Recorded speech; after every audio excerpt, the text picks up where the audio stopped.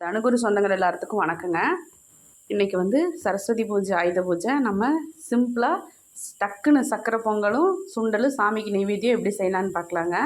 அதுக்கு நான் ஃபஸ்ட்டு ஒரு இந்த அளவு டம்ளரில் இந்த டம்ளரில் ஒரு டம்ளர் பச்சரிசி எடுத்துருக்குறேங்க. அதுக்கு அரை டம்ளர் பாசிப்பருப்பு ரெண்டையும் கழிஞ்சிட்டு குக்கரில் போட்டுட்டு தண்ணி வந்து 1.5 டம்ளருக்கு 3 டம்ளர் வைப்போம்.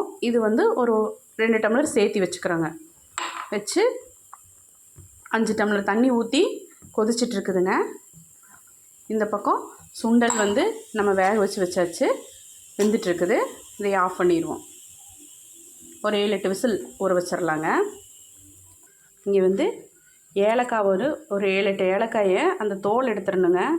அந்த தோலை எடுத்துட்டு வெறும் அந்த உள்ளே இருக்கிற அந்த இது வந்து ஏல அரிசிம்பாங்க. இந்த உள்ளே இருக்கிற இந்த விதை மட்டும் போட்டுட்டு சுக்கு வந்து ஒரு துணூண்டு சுக்கு, கொஞ்சோண்டு சுகர், அப்போ தான் அரைஞ்சி வருங்க. இதை ஒரு சுற்றி அரைச்சிட்டு பார்க்கலாம். அதுக்கிடையில் இங்கே நம்ம போட்டு உடனே குக்கர் க்ளோஸ் பண்ணாமல் நான் சொல்லியிருப்பேன்லங்க, எப்போவுமே மேலே ஒரு ஆடை மாதிரி படிஞ்சு வரும், அதை எடுத்துருங்க. அதுதான் குக்கரவே பொங்க வச்சிடன்னு.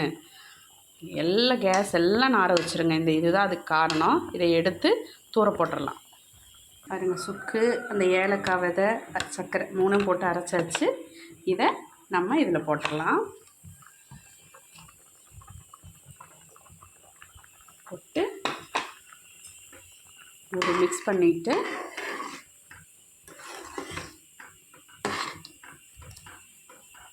கொஞ்சம் நெய் உள்ள கொஞ்சோண்டு 1 ஸ்பூன் நெய் ஊற்றி விட்டுறலாங்க.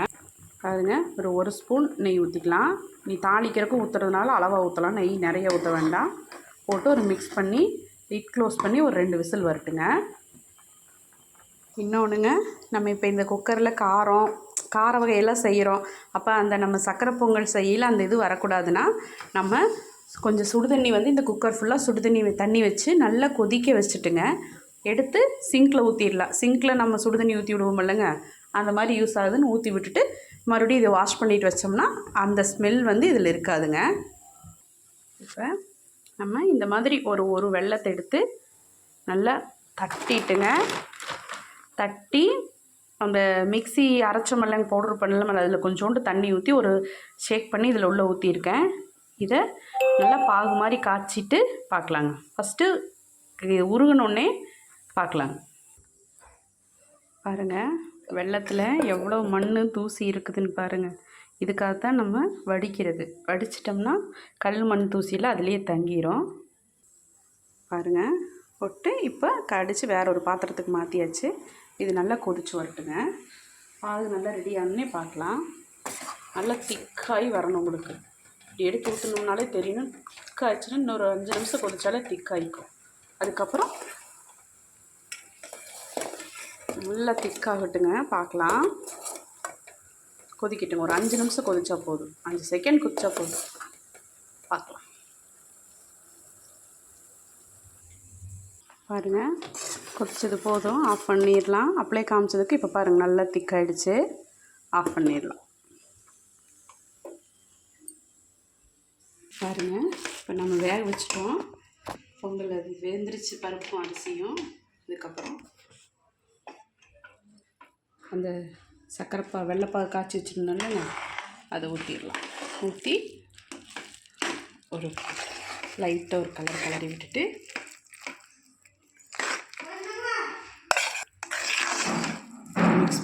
மிக்ஸ் கொடுத்துட்டோம்னா பொங்கல் ரெடி ஆகிடுதுங்க. கொஞ்சம் தளதளன்னு தான் இருக்கும், நேரம் ஆக ஆக கெட்டி ஆகிக்குங்க. நீங்கள் இந்த பொங்கல் சாப்பிட்டீங்கன்னா சுக்கு போட்டிருக்கோம், ஏலக்காய் போட்டிருக்குறோம், எதுவுமே வயிற்றுக்கு ஆகாது. அதனால தான் சுக்கு போடுறது. ஏன்னா நம்ம டெய்லி புழுங்கரிசி தான் சாப்பிட்றோம். திடீர்னு பச்சரிசி ஒரு நாள் வயிற்றுக்கு சேர்த்தா சில பேர்த்துக்கு சேராதில்லை. இந்த மாதிரி செஞ்சிங்கன்னா நல்லாயிருக்கும். நீ எடுத்து எப்படி தாளித்து கொட்டுறதுன்னு பார்க்கலாம்.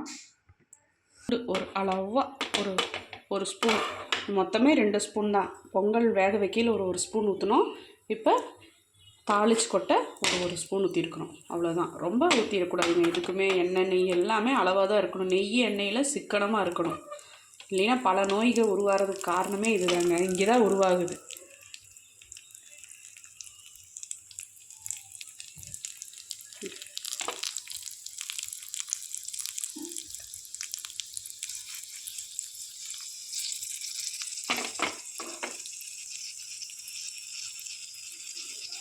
போதுங்க, நல்லா இதாகிடுச்சு.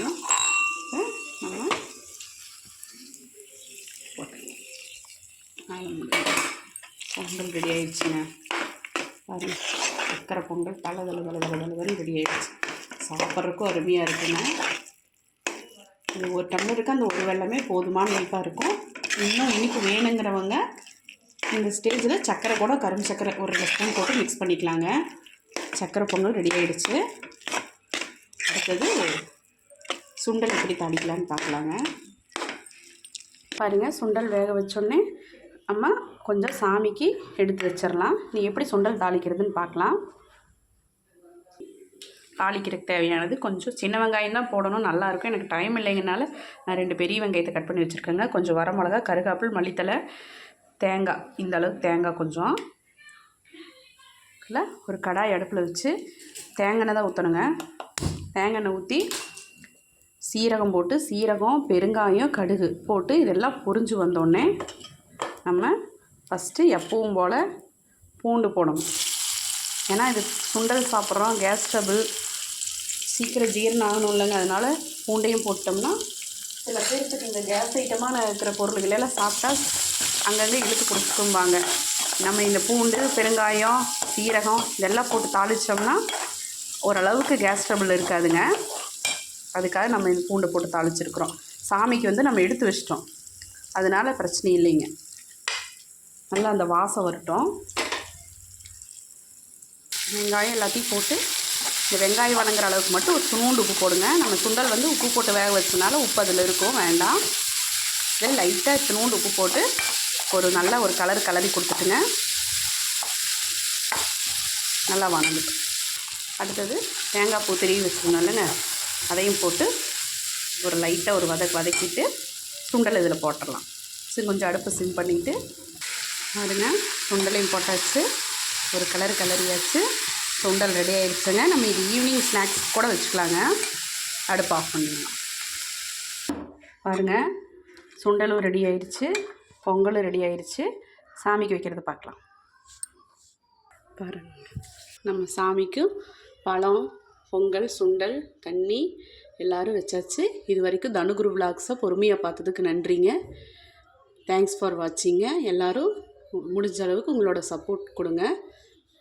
மறுபடியும் சொல்கிறேன், தேங்க்ஸ் ஃபார் வாட்சிங்க. மறுபடியும் நாளைக்கு வேறு ஒரு வீடியோவில் பார்க்கலாம்.